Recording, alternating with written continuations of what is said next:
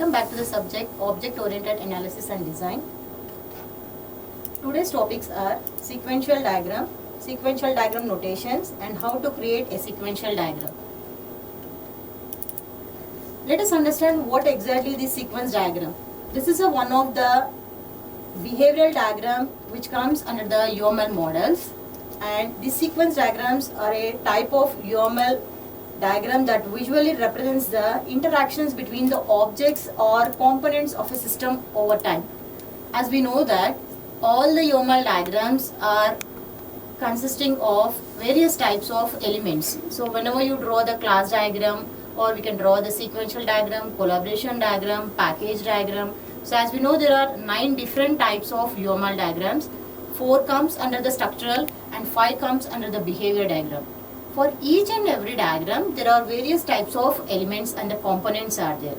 And whichever the model which is using both the objects and the classes. So as we know, some of the models which are using both the objects and classes, in that case, this sequence diagram will represent what is the time taken to interact between the objects, between the classes, and what is the overall sequence of completion of a system, like completion of a particular module. What is the starting and ending of that module? What is an interaction which is done between the various types of objects or the components? So that is the main purpose of drawing this sequential diagram. So they focus on the order and the timing of messages or events exchanged between the different system elements. So whatever the different types of timings, at the same time what kind of communication that is performed.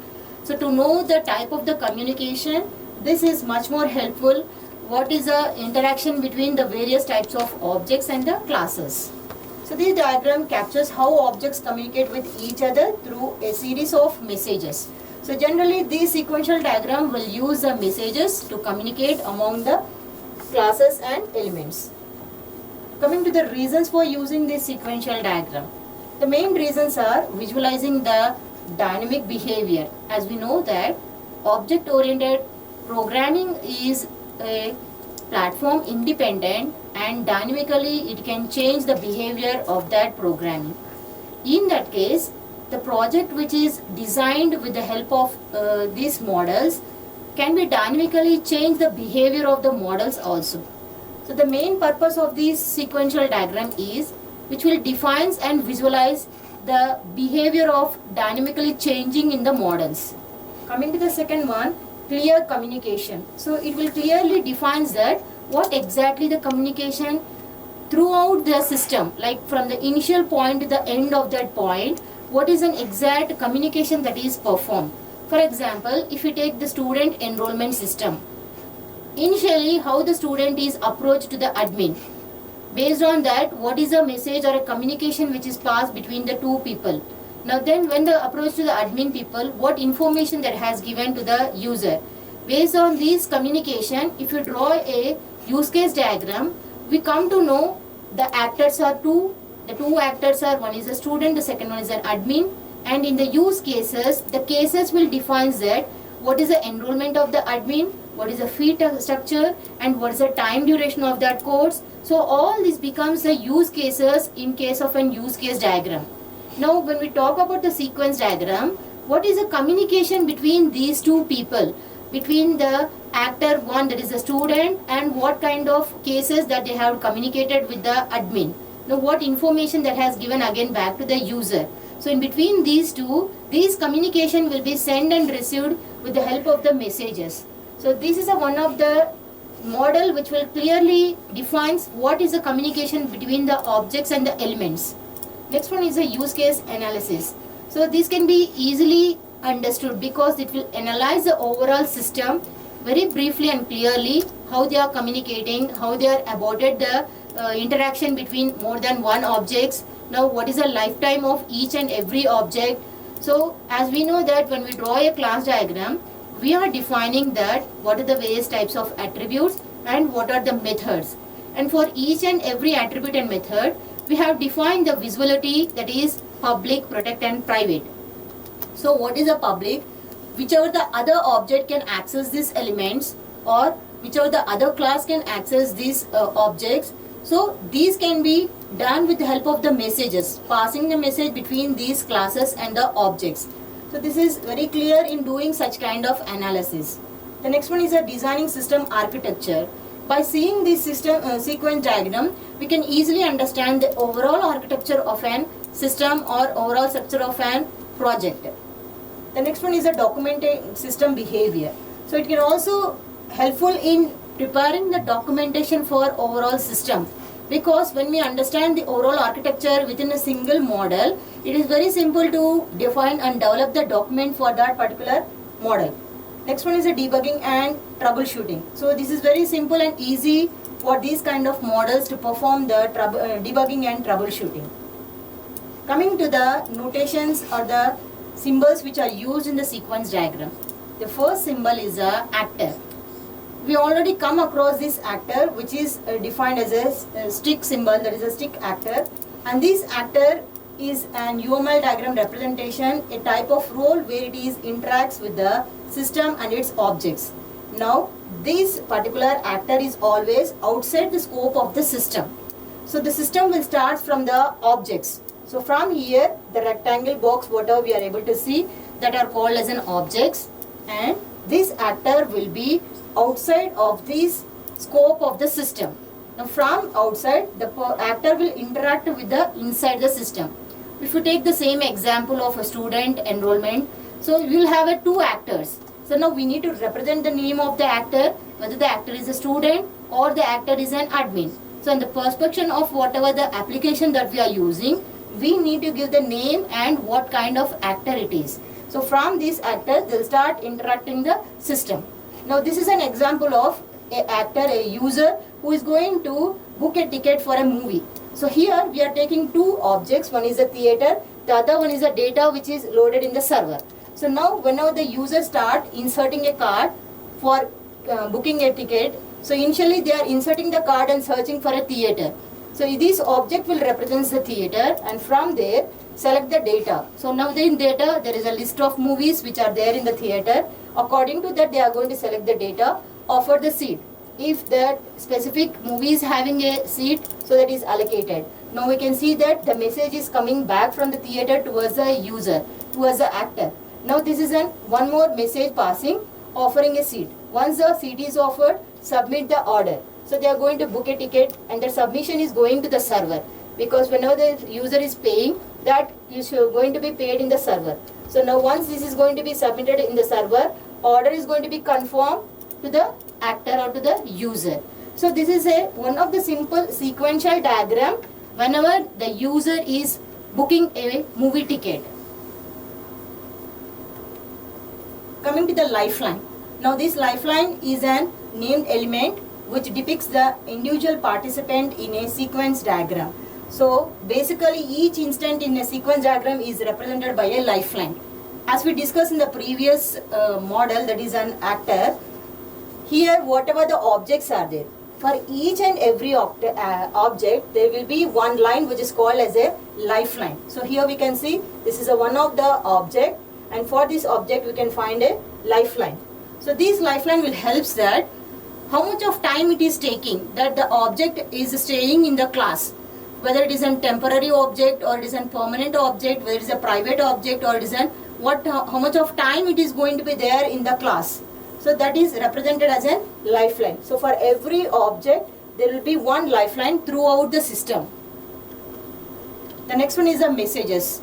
These message elements will play a key role in sequential diagram, because depend upon the message only, the sequence or a flow can be defined from one object to the another object. So from the first actor, it will start passing the messages between the objects, and whatever the response from the object is coming back with the help of these messages. So let us understand what are the various types of messages are there. So we represent the message using an arrow mark that everyone comes to know. So arrow mark is used to represent the message passing, and lifeline is a message form the core of a sequence diagram. So these messages can be between these lifelines, and the lifeline is defined for each and every object. So if you see this example, here we are having a customer and this is a bank.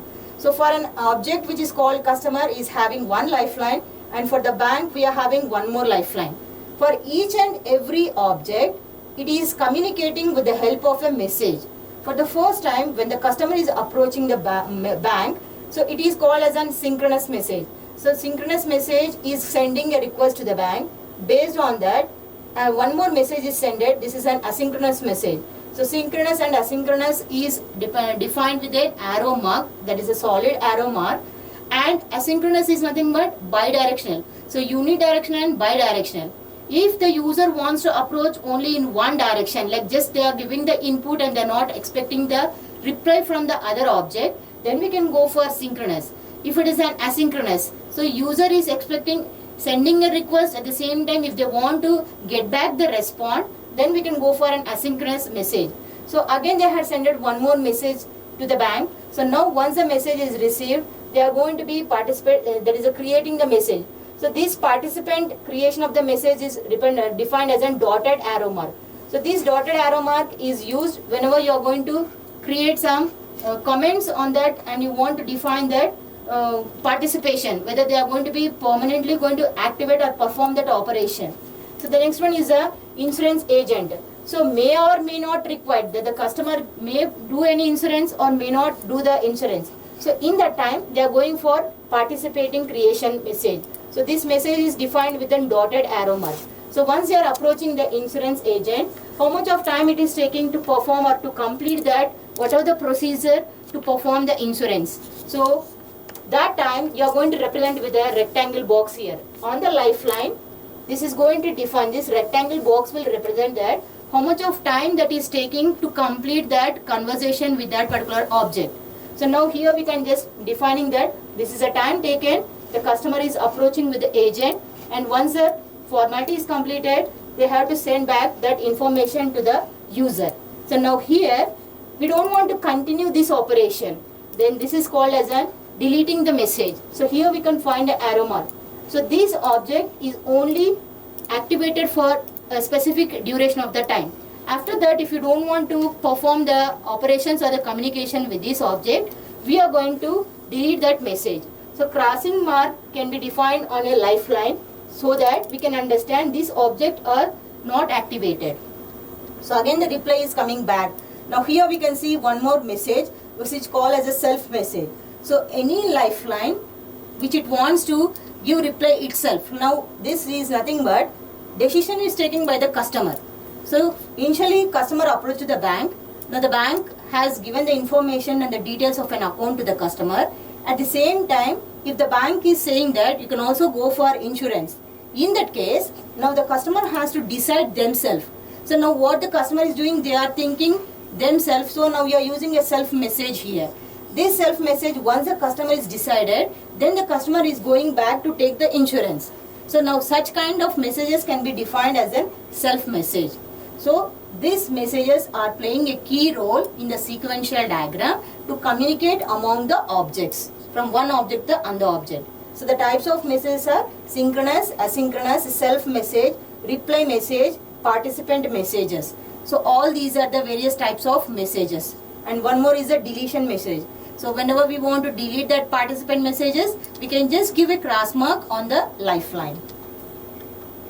Coming to the next one, guards. So these guards is one of the element which plays a key role, because whenever they are taking a decision, that decision can be represented with the help of these guards.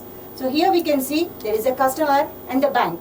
In this example, we can see there are two objects and each and every object is having a lifeline, and this is how much of time that the customer is interacting with the bank. So the total time duration can be represented with a rectangle box over there. Now here we are going to see that which is called as a guard, which is checking for a condition whenever the customer is going to check the balance or they are going to withdraw the amount. So depends upon that condition, it is going to draw a guard symbol over there on the message. So whenever they are communicating on the message, it is going to be defined as a guard. So this guard symbol, which is an element which is used to check the conditions. So based on the condition, again the message is passed back to the customer. So this is one of the example we can see here, sequential diagram for an emotional based music player. So whenever the user wants to listen to the music, here we can see we had considered three objects. One is a user, second one is a device, third one is a database. So the first case, user is sending a message to the device, that is open an application. So they'll be selecting one application. Once the application is selected, it is taking some time to access that. So once it is accessed, the webcam is activated and getting a photo of the user. Based on the face expressions, this is going to detect the face expressions and sending back that mood of that user to the database. Now here retrieve the mood of the user. Based on that, it is getting the mood and then it is displaying the mood onto the device. Depend upon their mood, again it is going to retrieve the music and the music is going to be generated and playlist is going to be displayed. So this is a simple sequence diagram defining the behavior of the user. So the user is interacting with the machine is giving back reply with the help of the messages, and for each and every object we can find a lifeline, and on each and every lifeline how much of time they are taking to communicate with each and every object. So that is the main purpose of using the sequence diagram.